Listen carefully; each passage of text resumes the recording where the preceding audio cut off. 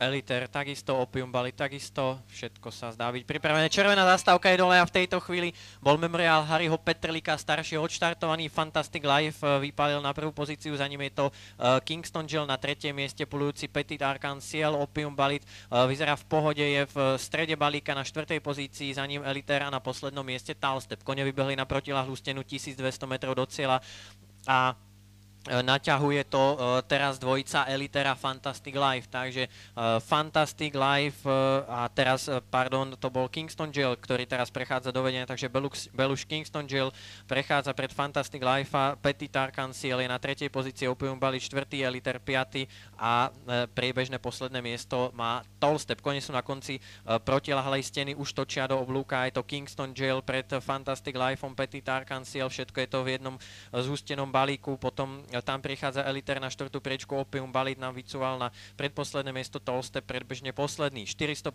metrov do cieľa, už sa bude finišovať.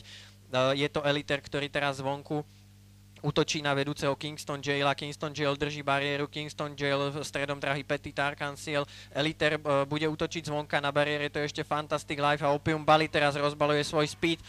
Je to však stále Kingston Jail. Kingston Jail, Opium Balit, ale teraz rozbalil svoj speed. Eliter, Opium Balit. Opium Balit preberá vedenie a ešte Tallstep útočí Opium Balit a Tallstep, Opium Balit, ale odoláva Opium Balit prvý, Tallstep druhý, Eliter tretí.